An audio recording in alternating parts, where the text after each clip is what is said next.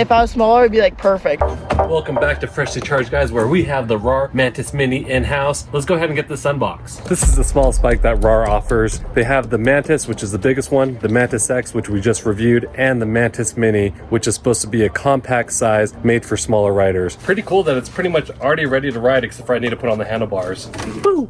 He's ready to ride. Let's see what's inside of this box. Looks like there's a front badge plate. Small little cute toolbox. This thing's pretty cute. Look at that thing. Here's the mount for the front plate. Some handlebar risers, so if you want to increase the height. Looks like some instruction manuals. And here's the charger. So let's bust this thing out. It's a 54.6 volt charger, so it's a 48 volt system with a 6 amp output. The bike is a 48 volt, 23.4 amp hour battery, so it should take you just under 4 hours to charge from empty to full. Pretty impressive. This is the biggest charger I've ever seen for a 48 volt system on any PV.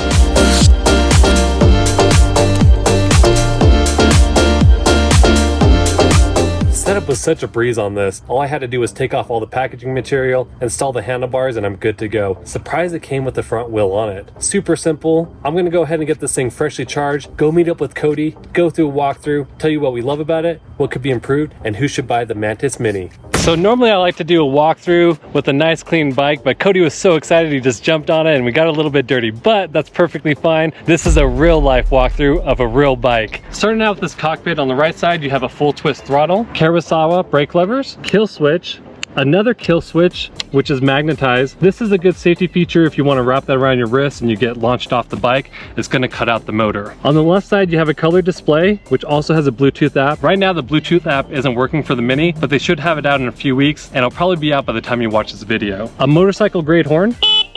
Moving down the front, you have hydraulic suspension.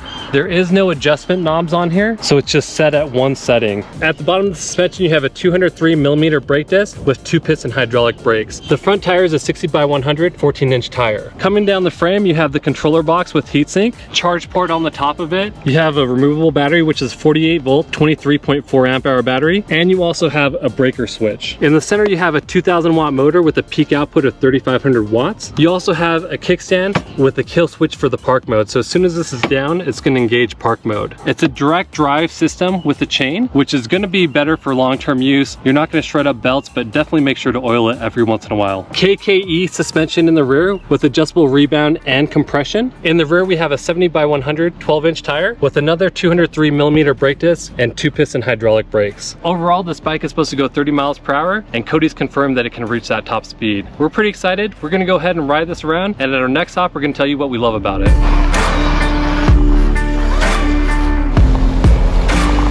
So Cody's been having a great time on this bike. He's been ripping around. We're gonna go ahead and find out what he likes about this bike. Obviously, for an 80-pound rider, guessing who's about probably like maybe this tall, I'm not really sure, it'd be an awesome bike. We're very surprised with how punchy the system is for a 48 volt system. Mantis X, the bottom end torque wasn't that great, but the top end torque would pick up speed and work pretty well. This one has really good bottom end torque that you can do a rolling burnout. A lot of the electric dirt bikes don't even have an app to adjust settings, so the fact that this has a really great color display and an app with it is a huge plus. One thing that I really like about this bike is it's unique and it's fast and it's small. I can control this bike very well doing wheelies, and once I get used to it, even doing combos on it will feel just very comfortable. One thing for me is the overall aesthetics is really sweet. It looks just like an electric dirt bike, but just compact. I do think this is a perfect fit for young children to get into electric dirt bikes. This is just a fun thing for me and my son to go do in the future. Right now he's a little bit too small, but in a few years I'm pretty excited to have him on the Mini.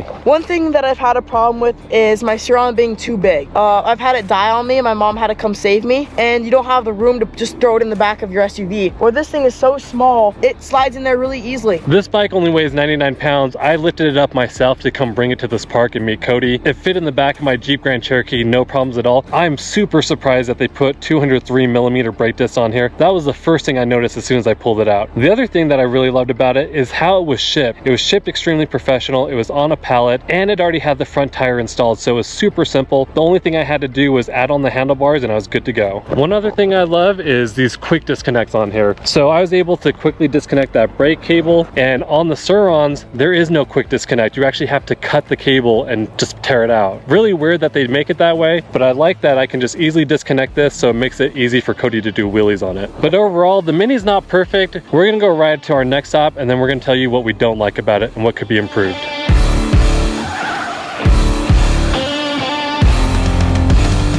It's very scary to jump, at least for my size. Being that far forward and trying to stand up and hit that jump, I just feel like I'm gonna fly over the bars.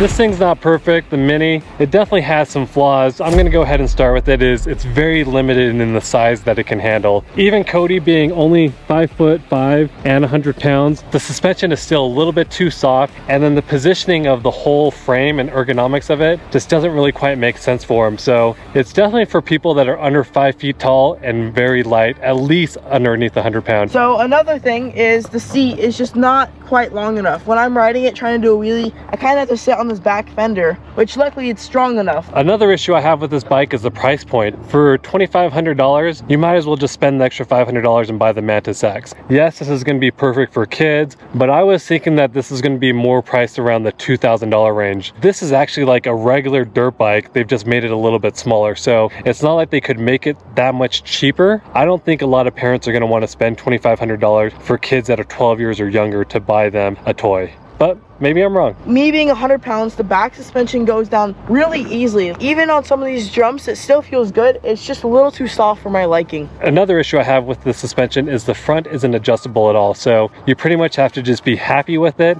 or else you can't really change that. And then I wish they would actually implement some of the features that they have on the Mantis X.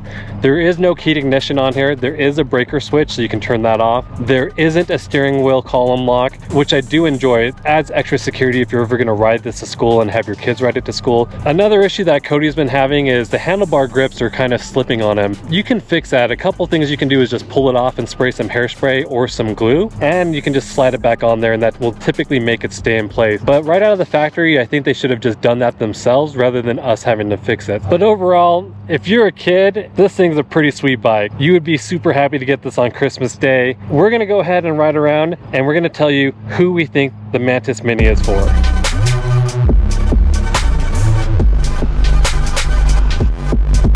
So Cody, who do you think the Mantis Mini is for? This bike's definitely for the 80-pound rider, like it says. For your first electric bike, I think this would be an awesome first bike. For me, this is a perfect bike if you have a 12-year-old kid or younger who's bugging you because they keep watching Surron-Style, they want to be him, they want a Surron. Well, Surron's just a little bit too much for your kid. Instead, get him the Mini to learn on. He'll be happy, you'll save a little bit of money, but it's a great segue into electric dirt bikes. Thanks for tuning in. Check out our full run review at freshlycharged.com. And when you ride, make sure you wear your safety gear.